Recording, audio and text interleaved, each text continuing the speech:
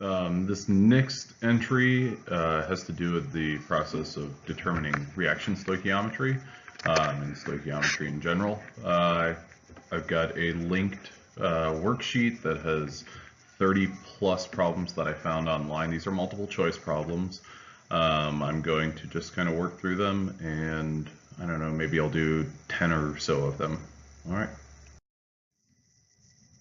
This question right here tells us to balance the following equation. NH3 plus O2 yields NO2 plus H2O. The balanced equation shows that 1.00 moles of NH3 requires blank moles of O2.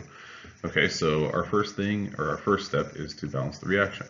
So with that, we're going to say, and the way that I prefer to balance reactions is the algebraic method. So NH3 plus O2 yields NO2 plus H2O.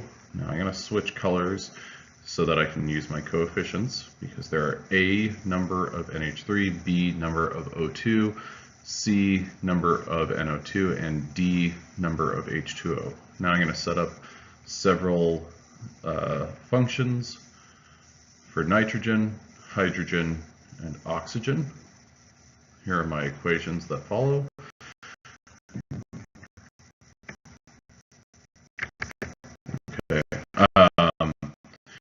In my A molecule, how many nitrogens are there? Well, there's just one. So I'm just going to write A. How many in my B molecule? How many nitrogens are there? There are none. So I'm going to write A equals, because that takes care of all the nitrogens on my reactant side. Now I need to move over to my product side. In my C and D molecules, there are nitrogens only in my C molecule, and there's only one of them. So I'm going to set up this function that A equals C. My next function is going to be how many hydrogens are there on the reactants and how many hydrogens are there on the product side. So I'll write 3A, and the reason for that is in my A molecule there are 3 hydrogens. So 3A. So 3A. There are no hydrogens in my second molecule, which is O2. 3A is equal to, and that is, I'm going to follow that up with 2D, because there are no hydrogens in molecule C. There are, however, 2 hydrogens in molecule D. So 3A equals 2D. Now my last equation is going to reflect oxygens. There are only 2 oxygens on the reactant side, and they are both in molecule B. So 2B, I'm going to set that equal to, well, where's oxygen on my product side? Oxygen is, there are 2 of them in molecule C, and there is 1 in molecule D, so 2C plus D. So now what I need to do is determine values for A through D. Now I'm going to start with A, and I'm just going to define that as 1. I have to start somewhere, and I might as well start with the first letter and the first variable, C, D. Okay, so whenever I define A equals 1, that immediately pays dividends, because that helps me look at this and say, well, if A is 1, then C is also 1. Okay, now in my next reaction, or my next equation, if A equals 1, then what does D equal? Well, I'll set that out. 3 times 1 equals 2D, so 3 equals 2D, divide by 2, divide by 2, D is 3 halves, okay? Or you could write that as 1.5. Now, for my third and final equation, 2B equals 2C plus D, well, now I'm just going to roll in the values that I already have defined. I don't have a value for B. I don't have that determined, so that's what I'm trying to figure out. I'm going to set 2B is equal to 2. What is my value for C? My value for C is 1, so 2 times 1. I'm just going to draw an arrow showing that this is where this is coming from. And then on top of that, I'm going to add, well, my D value. My D value is 1.5. Okay, so all told, 2B equals 2 plus 1.5, or 2B equals, well, 3.5. Divide by 2, divide by 2, and B is now equal to 1.75 because I took 3.5 and divided it by 2.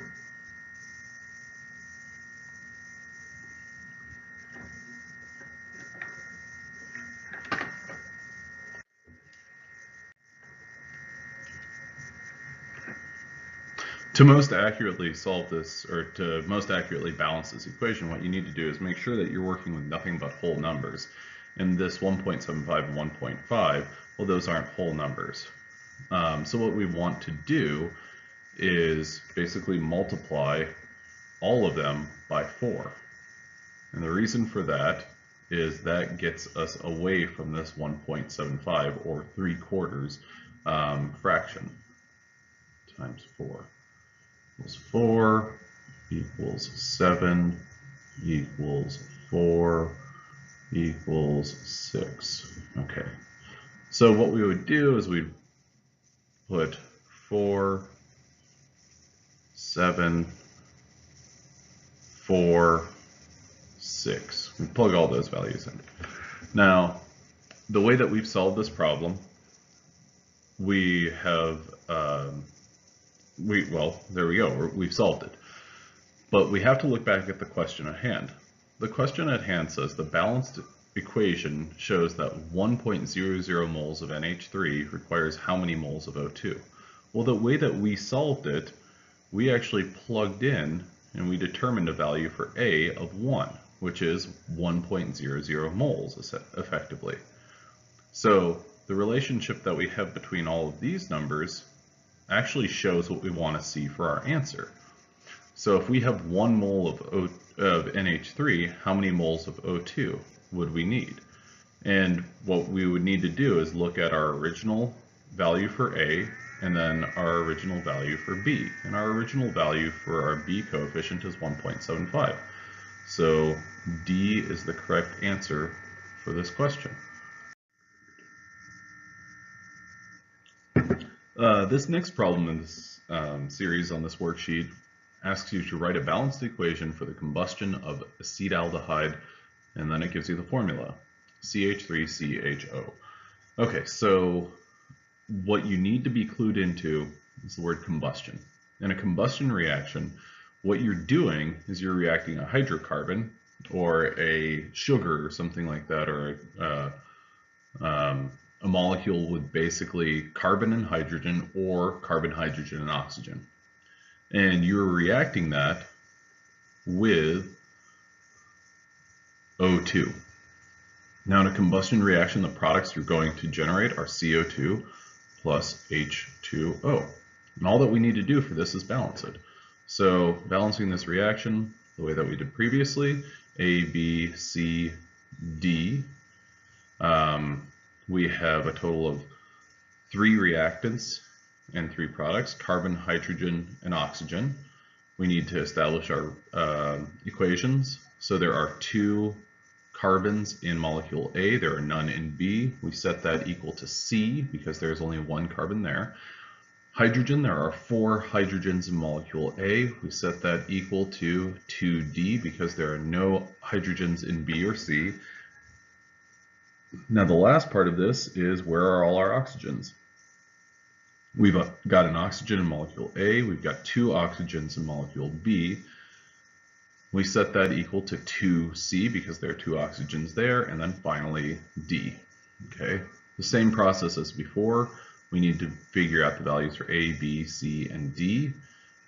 A equals 1, B equals question mark, C equals question mark, D equals question mark. Now, when we define A equals 1, that means C is equal to 2. When A equals 1, well, now we've got 4 times 1 equals 2D. 4 divided by 2 equals D, which is 2 in this case. So, okay, now we're left with our final equation, which is A plus 2B plus, or equals 2C plus D. So 1 plus 2B, because we don't know what that value is yet. 2C, so 2 times 2 plus 2. And when we solve this out, 2b is equal to 4, 6 minus 1. 2b is equal to 5 divided by 2 divided by 2.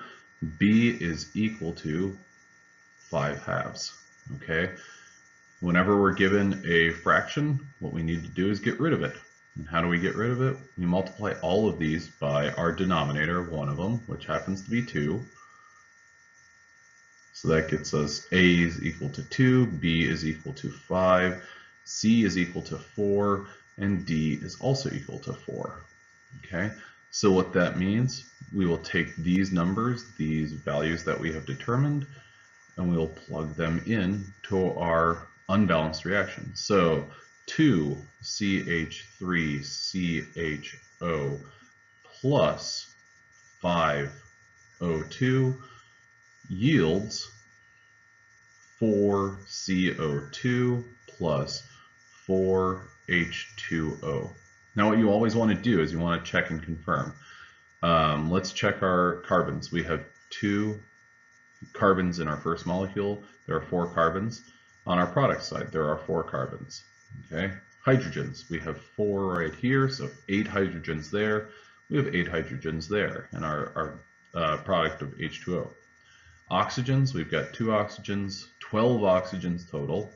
And then again, on our product side, we have 8 oxygens coming from CO2, or from all of the CO2s, and 4 oxygens coming from H2O, so we have 12 oxygens. So our reaction is balanced. To answer this question, which is really just kind of a continuation of the previous question, when properly balanced, the equation indicates that blank moles of O2 are required for each mole of CH3CHO. We had 2CH3CHO plus 5O2.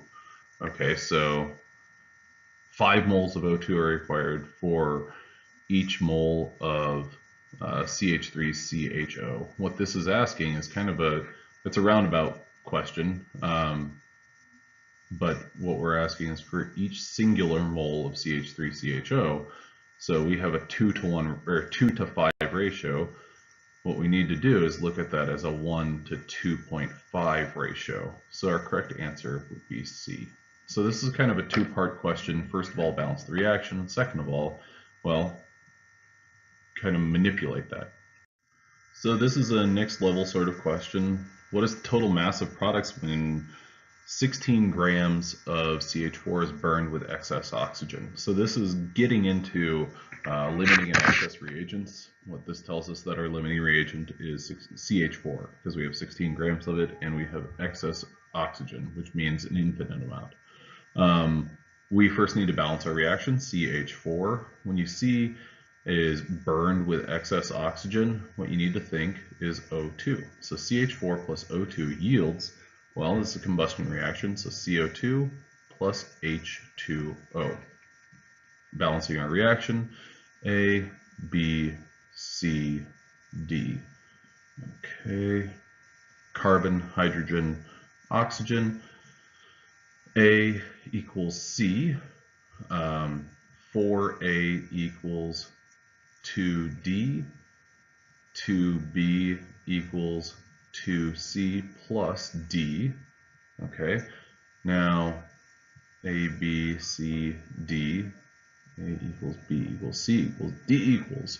If A equals 1, C equals 1. If A equals 1, then 4 times 1 equals 2D. Therefore, D is equal to 2.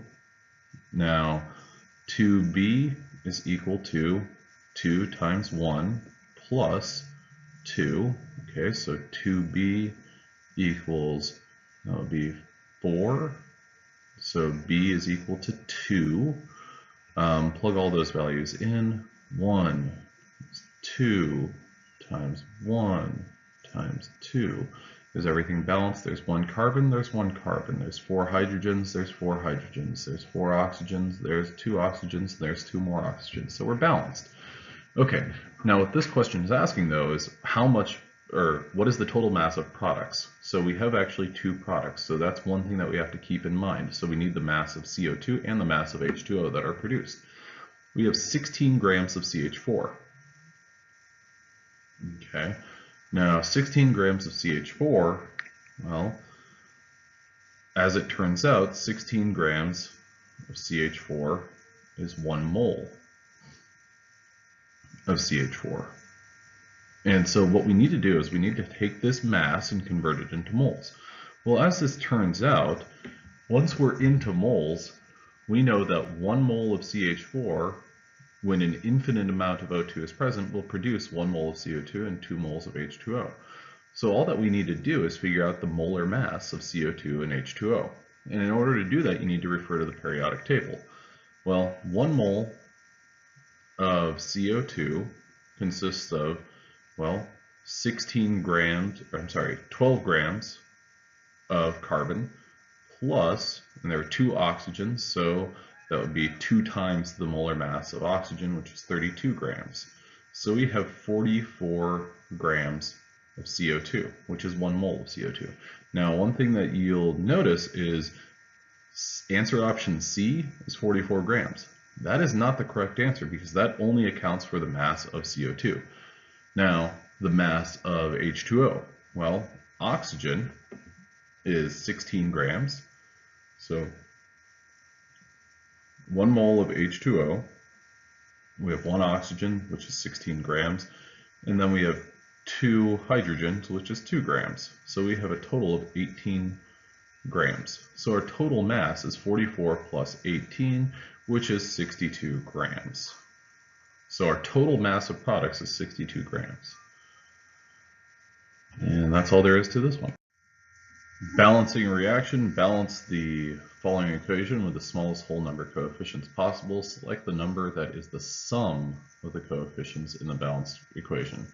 So this is a fairly direct process, but the answer that you need to come up with is a little bit tricky. You need to add all these numbers up. Okay, so one thing that's great is this is already written out. So we're going to go ahead and use the way that it's written out and balance all of the atoms. So there is 1 potassium in the reactants, and there is 1 potassium in the product. This type of reaction is known as a decomposition reaction because you're going from 1 species to 2. Okay. Now Cl, there is 1 Cl in A, and that is equal to the 1 Cl in B. Okay. Now oxygen, there are 3 A, and that is equal to 2 C. So we need to figure out the values for A, B, and C. If A equals 1, the potassium and the chloride reactions tell us, or the potassium and chloride both tell us, those equations both tell us is A is 1, B is 1. Okay, now C on the other hand, well, 3 times 1 equals 2C, divide both sides by 2, divide by 2. C is 3 halves. Okay, so the smallest whole number coefficient, that's what we need to get to. We need to get to whole numbers. So we need to multiply all of these by 2 to give us whole numbers. So A is 2, B is 2, and C is 3.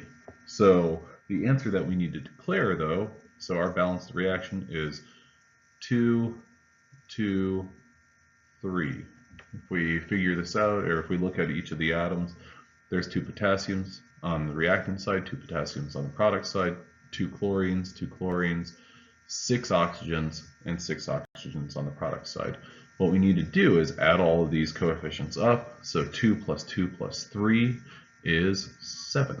And we need to do that just for the purpose of this question in particular. This question right here, question number 6, tells us to calculate the mass of hydrogen formed when 27 grams of aluminum reacts with excess hydrochloric acid. That word excess should be a trigger for you and let you know that this is the sort of problem where you're dealing with an excess and limiting reagent. Our limiting reagent is aluminum because, well, our other reactant, hydrochloric acid, HCl, was identified as being an excess.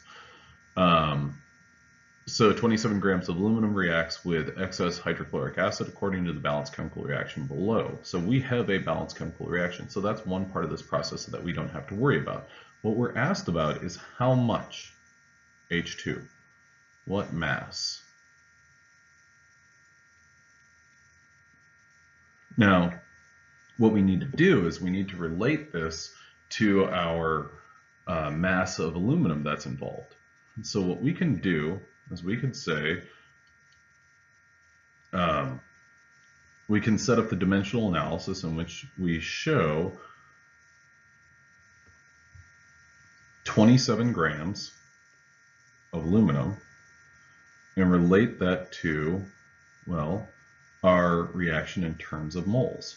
Okay, so 27 grams of aluminum, we need to figure out 26.982 grams of aluminum is what our molar mass is of aluminum on the periodic table, so 1 mole of Al. Now that we have this converted into moles, our mass of aluminum, what we can do is relate that to our balanced chemical reaction. Our balanced chemical reaction tells us 2 moles of Al will produce 3 moles of H2. Now I skipped over a lot of stuff there because I don't need to worry about it. I don't need to worry about the HCl because that's an excess. I'm not asked about the AlCl3, so I simply don't care about that. So now what I need to do is convert my moles, or 1 mole of H2, into my mass of H2, which is 2.02 grams of H2. If I plug all this in and do the calculator, which I can find on my phone sometime, calculator, 27 times 3 times 2.02, and I'm going to divide that by 26.98 times 2, close parentheses, and I'm going to get an answer that is 3.03 grams of H2. Well, the best answer, or the closest answer to that, and the one that makes the most sense in terms of significant figures, is going to be 3.0 grams. So we generated 3.0 grams of H2 by burning, or by reacting 27 grams of aluminum.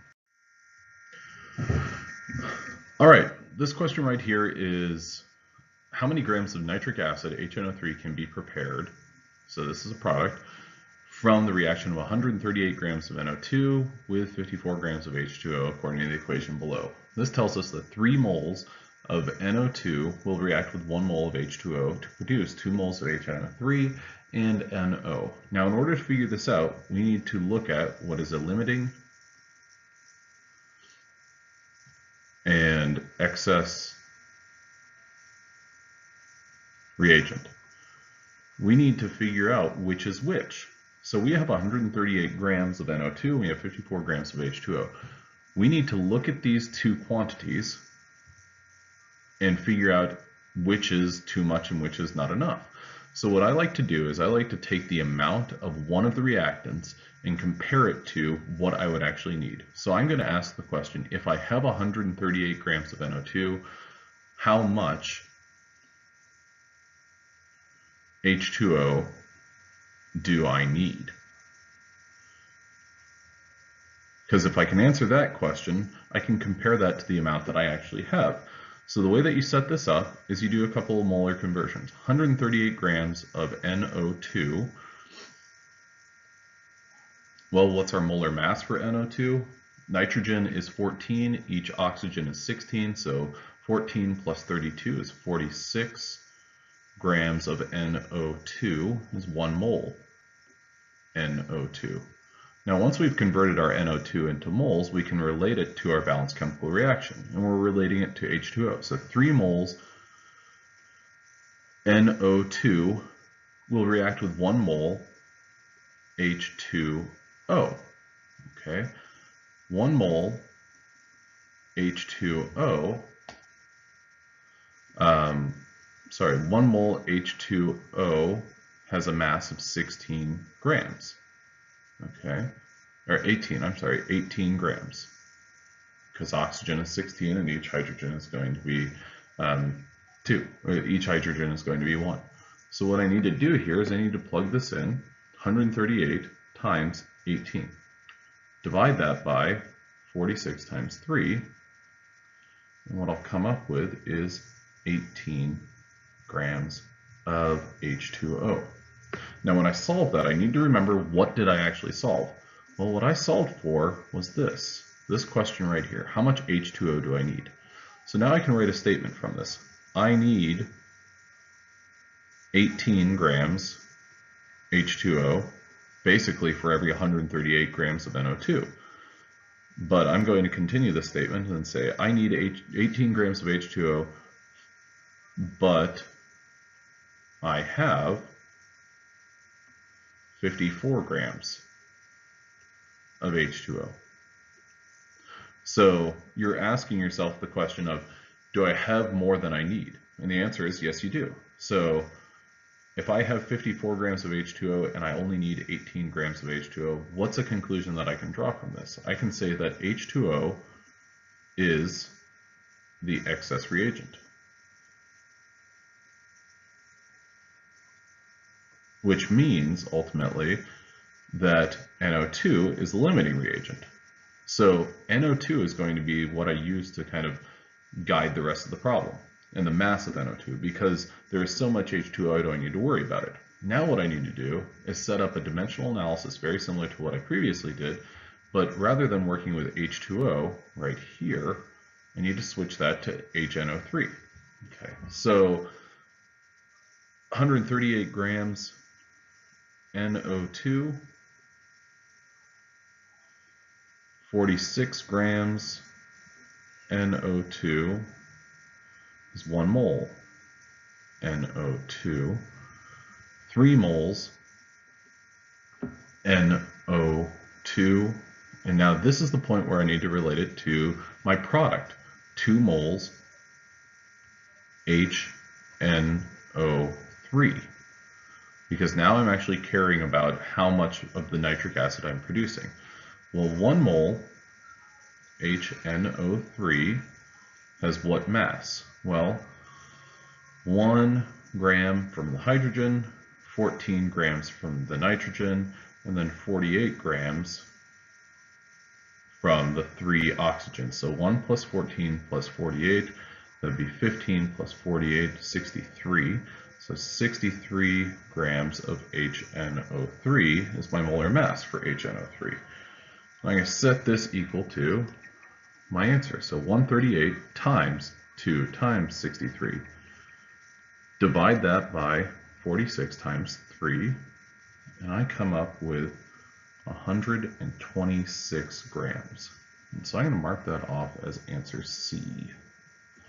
Okay, so that's how you do this sort of problem. You first have to determine which is the limiting reagent, which is the excess reagent, and once you figure out which is your limiting reagent, that's going to be the problem that dictates, or that's going to be the component of the reaction that dictates the generation of the product, because the amount of H2O in this specific problem was completely irrelevant because there is more than enough, and that's all. So